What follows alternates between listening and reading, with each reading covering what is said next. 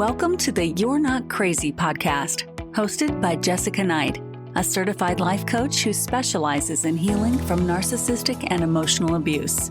This podcast is intended to help you identify manipulative and abusive behavior, set boundaries with yourself and others, and heal the relationship with yourself so you can learn to love in a healthy way. You can connect with Jessica and find additional resources, content, and coaching at emotionalabusecoach.com. Hello, I am Jessica Knight. Thank you so much for being here. I'm going to go through the fine print. You can find me at emotionalabusecoach.com or at high-conflictdivorcecoaching.com, on Instagram at Emotional Abuse Coach, on Substack. If you search Jessica Knight Coaching, all of those links are below in the show notes as well. I have courses, and my primary work is one-on-one coaching. And I work with people on a one-off basis through a validation call. So you don't need to commit to working with me long-term. But if you're just looking for clarity and to get some movement and to unpack whatever is going on for you, or one-on-one coaching, I offer an intro call so we can get on the same page and see if we're a good fit to work together. Those spots are limited, but they are there. And so today, I want to share something that I shared on Substack.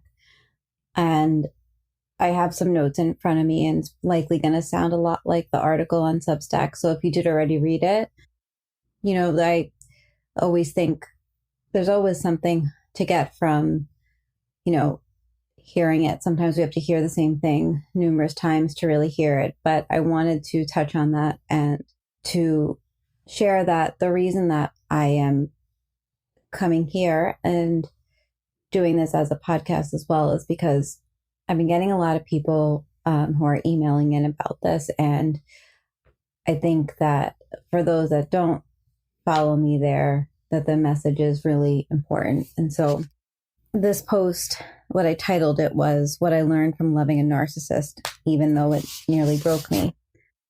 And just to be clear, this is not going to be an article about how this was a blessing in disguise or anything like that. But I did walk away with a version of myself I didn't have before.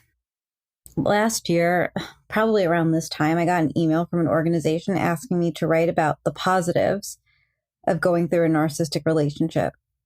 Specifically, they said, can you write a blog about what you learned from it and maybe even put a positive spin on it?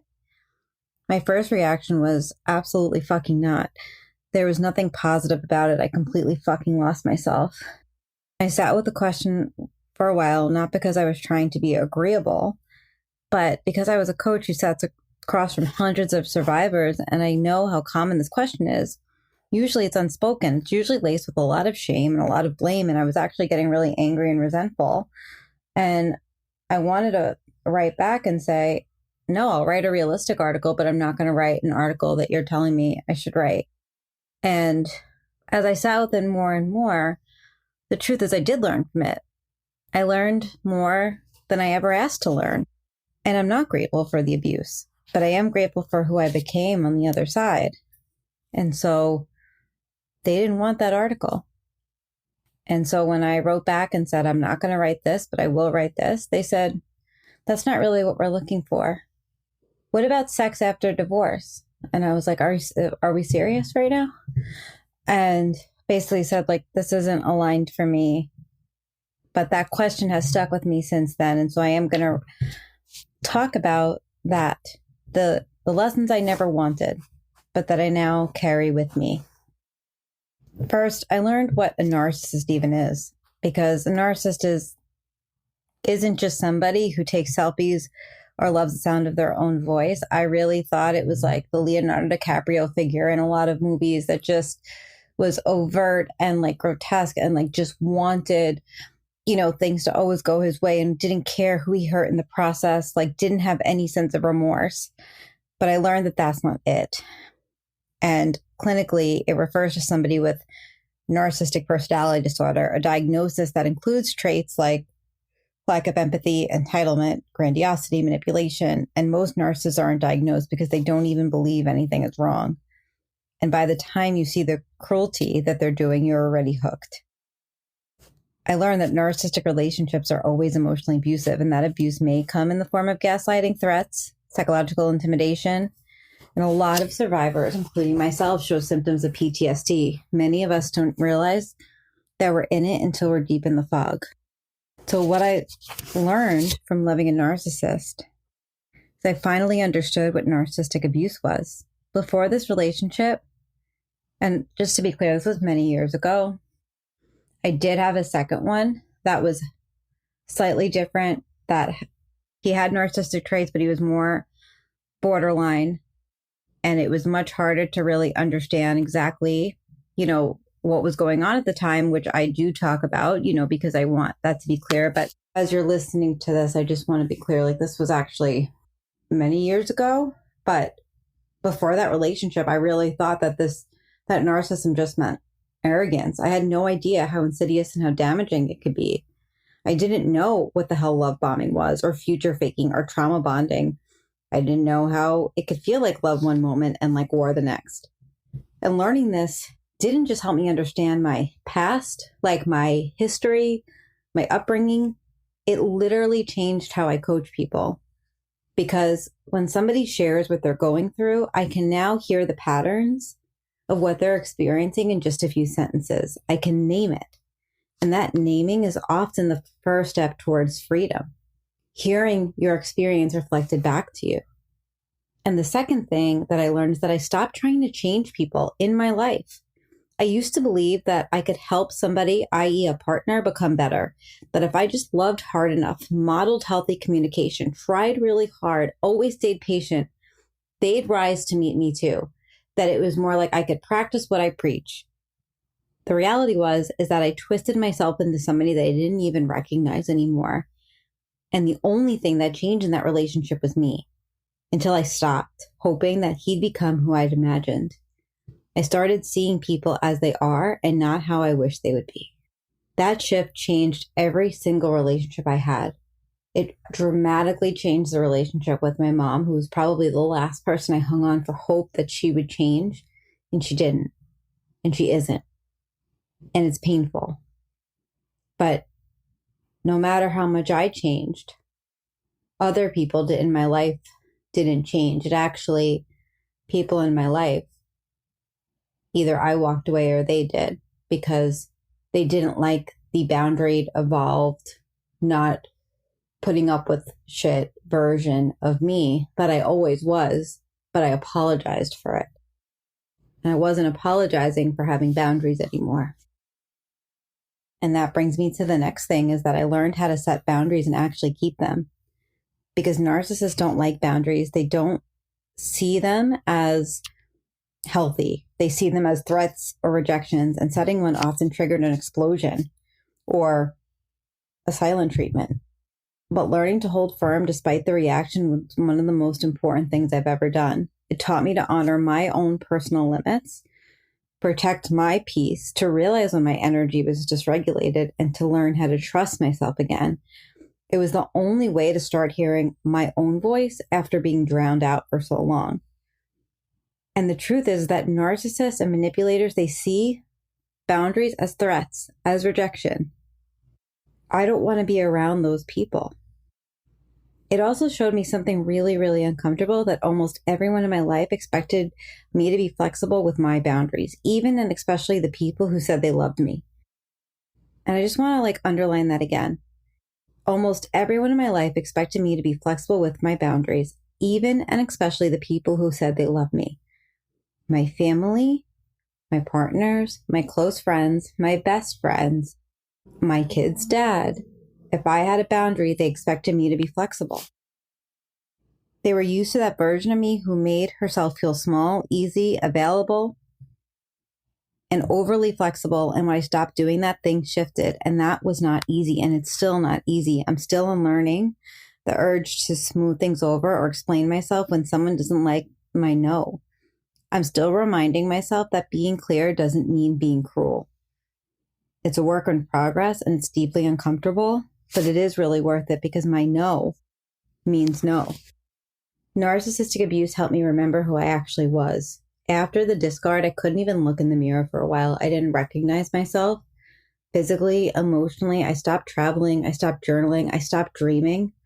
But little by little, as I really leaned into myself, I began to come back.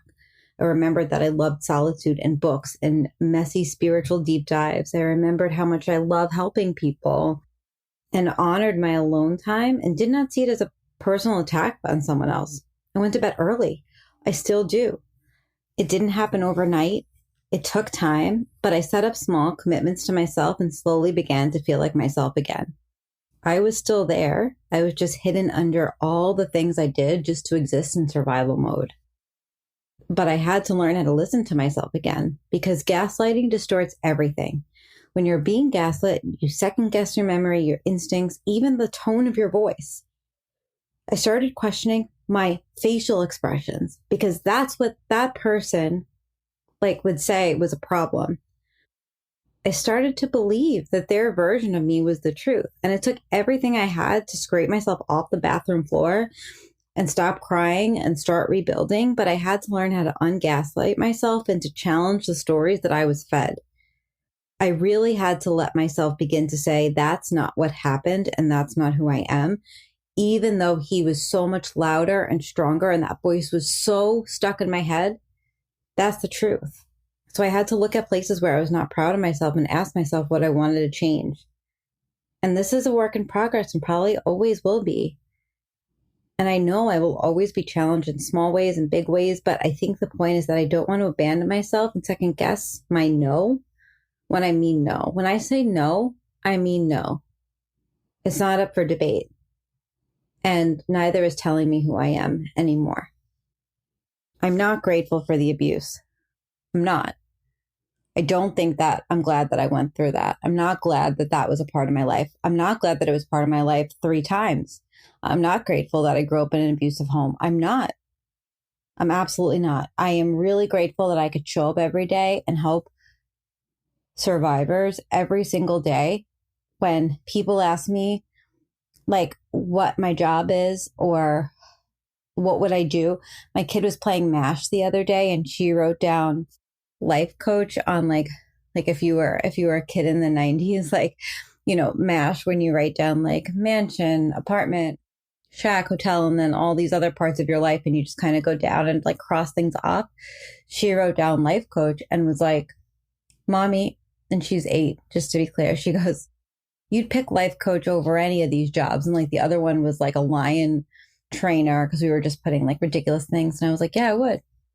If I didn't have to make money to support that kid and myself, obviously, but mostly the kid, I would do this for free. I'm so grateful I get to do this. But I'm not grateful that I had to go through it and then I had to keep going through it. And I tell people all the time, at the end of my divorce, I wasn't relieved. I was exhausted. I was fucking exhausted. And I don't look back and say, oh, I learned so much. I look back and I'm like, how the hell do people operate like this in society and get away with it? That's I'm why is there not a reckoning of how is this possible that it's so pervasive everywhere and that so many people are experiencing it and they don't deserve it? What happened that led us here? I don't believe everything happens for a reason. I don't think we're meant to be broken to become whole. And if that was true, I should be really fucking whole right now after my childhood. But I do believe we can turn our pain into purpose. I know deeply that I'm no longer the woman who would stay silent just to keep the peace in a relationship. And when I look back, I can see how much other people tried to silence me in my life and how loud I became, even if it was just to myself. And I'm really proud that when my daughter is gaslit, because she is at 8 years old, and I will talk about this eventually. I'm just not going to talk about it just yet, but she's being gaslit in school. And she says, that's not true, with certainty. That's not true. My mom believes me. And I know what she's saying is not true. This isn't my kid's not taking accountability thing. This is nope. But I'm so proud that that's that kid because I was not that kid. If I was 8 and someone said, you did this, and I got blamed from it by my mom as well, even if I didn't do it, I'd start believing that I did.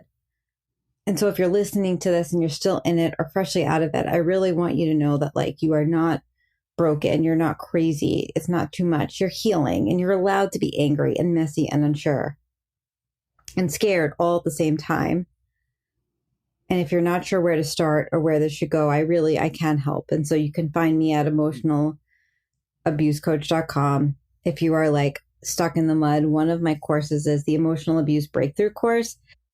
I highly recommend that you check that out. I do think it's a great first step when you're beginning to heal. And if there is anything, or any questions that spawn from this episode, I'd love to hear them because I really would love to continue to write about this and talk about this because I do think it helps so many people. The last thing I'll say is that I have a new course. It's called Unhooked, and it's about understanding where you are in the cycle of abuse. Now, when I learned about the cycle of abuse, one of the things I wish that I felt brave enough to do right when I learned about it was really to see the pattern. It took me a bit, but I did. And I did continue to look at the pattern. And I basically walk you through what I had to walk myself through when I was healing from the first one. And so it's about mapping your cycle of abuse, understanding where you are in the cycle, beginning to think about how you can break the cycle. And it's really for you. It's not for them. It's for you to have that clarity and for you to have that piece of yourself and for you to be able to like hear yourself think again. And so the link is below in the show notes too. It's on my website, but I know it's so hard to be going through this and to feel so stuck. And I really believe that the more and more and more that you know that you're not alone, the more that you begin to feel is actually possible. I hope that this was helpful. And like I said, if you need any support, please go to emotionalabusecoach.com.